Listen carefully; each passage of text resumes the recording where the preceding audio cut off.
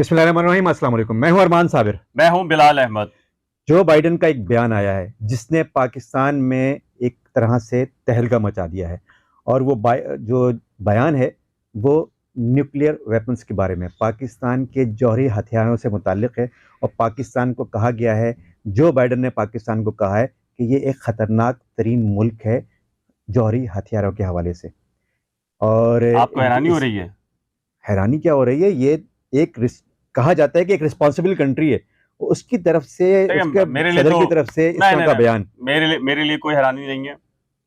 कोई हैरानी नहीं है। पाकिस्तान के हालात जिस तरफ जा रहे थे और ले जाए जा रहे हैं, और पाकिस्तान के अंदर आप ये देखें, एक के बाद दूसरा इंसिडेंट है। और जो जाल नज़र आ रहा है वो, और जो खासकर IMF के मामलात, हम्म। ये सब कुछ आपको एक ऐसी स्टेज के ऊपर लाकर खड़ा कर देने के लिए हैं, ये सारे के सारे मामलात, कि आप अपना एटमी जो प्रोग्राम है वो रोल बैक करें।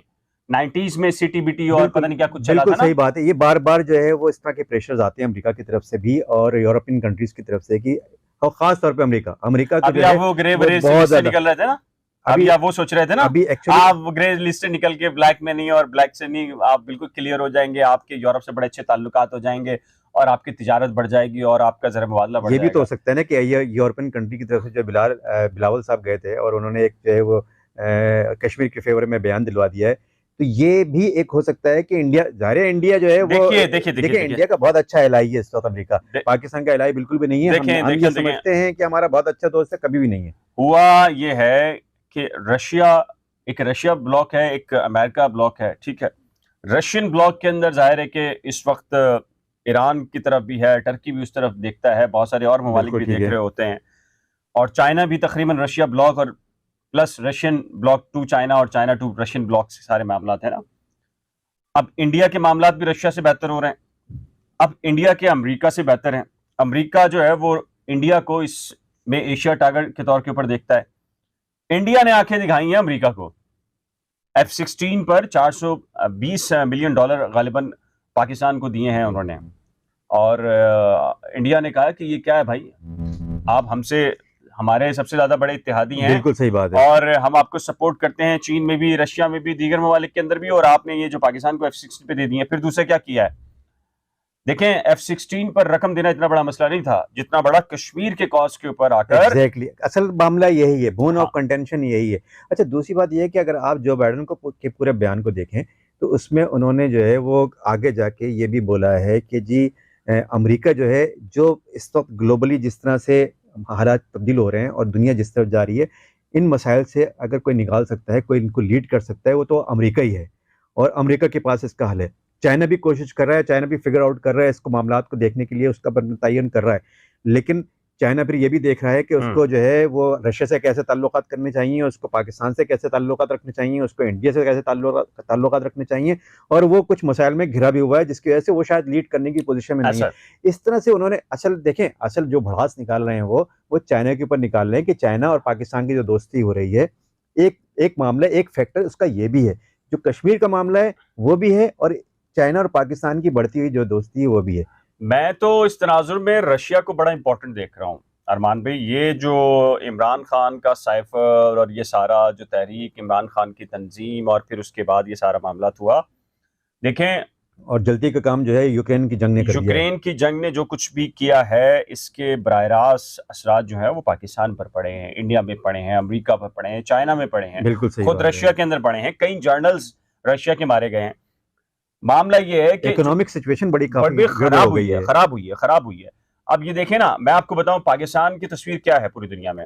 अब हॉलीवुड मूवी लें आप, अगर वो दुनिया भर के अंदर किसी इराक पर बनी है, अफगानिस्तान वॉर पर बनी है, एक तरफ वो अमेरिका को दिखाएंगे वेल सेटल्ड कंट्री और डेवलप्ड कंट्री, और उसके जो है वो ड्रोन्स और फलां फलां।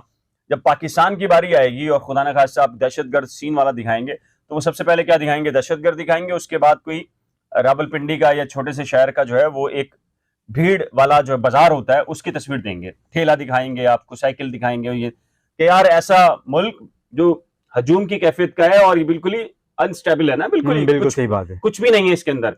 और फिर वो डिस्कस कर रहे होंगे क्या, यार खुदा ना खास्ता ये पाकिस्तान जो है वो इतना बड़ा मुल्क है, लेकिन ये इतना पुरहजूम है, ये हजूमी है, और अगर इसके अंदर से दहशतगर्दों ने हथियार जो है वो अपने पास रख लिए, एटमी हथियार, देखिए ये 90s के अंदर भी ये जो क्लिंटन था ना, जब वो सारी कंपेन लेकर आए कि जी नवाज शरीफ से कहा गया कि जी हम आपके कर्जे माफ कर देते हैं, आप सीटीबीटी के ऊपर अगर साइन वाइन कर दें। बिल्कुल। देखिए ये प्रॉब्लम ये है, ये आज का प्रॉब्लम नहीं है, ये तय है कि पाकिस्तान को एक ऐसे स्टेज के ऊपर लेकर आना है कि वो इतना कमजोर हो जाए माशी तौर के ऊपर कि वो खुद ये बात कहे कि जी हाँ ठीक है, जो आप कह रहे हैं हम वो करने के लिए तैयार हैं। हम आपको जो है वो अपना जौहरी हथियार देने के लिए तैयार हैं। बिल्कुल, मतलब ये आप माशी तौर पर पाकिस्तान को उस नहज तक लेकर आना जा रहे हैं। देखिए ना, बलूचिस्तान के अंदर जो कुछ हुआ है, बलूचिस्तान में जो हालात खराब किए गए हैं बैरूनी ताकतों की वजह से, वो फिर अब कराची के अंदर आ रहे हैं। कराची में क्यों आ रहे हैं? अच्छा, सी पैक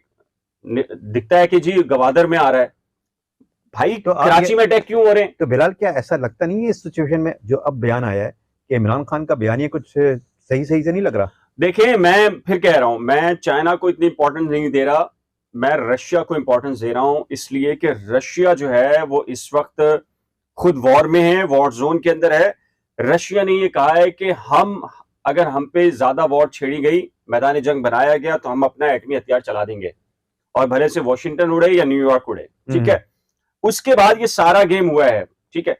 अब पाकिस्तान, जाहिर है कि पाकिस्तान चाहता है कि जी वो एक न्यूट्रल वे अख्तियार करे, रशिया के साथ ताल्लुकात भी हो, चीन के साथ भी हो, अमेरिका के साथ भी हो, लेकिन अमेरिका किसी सूरत नहीं चाहता कि ये जो पाकिस्तान की रशिया से दोस्ती किसी सूरत भी हो। तो ये बताए, बम मारेंगे धमकी जो है वो रूस दे रहा है, अपना गुस्सा जो है अमेरिका पाकिस्तान पे उतार रहा है। देखिए ये होता यही है कि आप घर में जो अगर कह लें कि जी मतलब बेटी को डांटो और बहू को सुनाओ, ये वाला सीन होता है। बिल्कुल, चीन को कुछ कह नहीं सकते आप, हाँ। ठीक है। रशिया के ऊपर जितना आपने प्रेशर डालना था, उसके घर के अंदर आप जंग छेड़ चुके हैं, वो इससे ज्यादा कुछ कर नहीं सकते आप, ठीक है।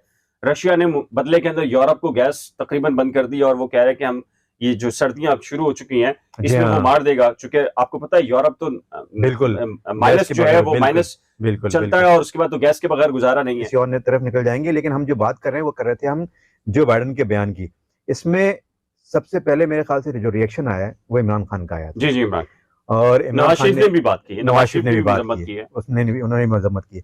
लेकिन आप क्या समझते हैं कि जो दफ्तर खारजा है उसकी तरफ से जो बयान आया है वो क्या बहुत? देखिए, प्रॉब्लम ये है कि जाहिर है कि अगर इमरान खान बयान देते हैं तो इमरान खान अब प्राइम मिनिस्टर नहीं है फिलहाल, ठीक है ना, सरकारी सतह पर बयान नहीं है। जी हाँ। नवाज शरीफ साहब बयान देते हैं तो वो सरकारी सतह पर, वो भी सरकारी सतह पर नहीं है। फवाद चौधरी साहब बयान देते हैं तो वो भी सरकारी सतह पर नहीं है।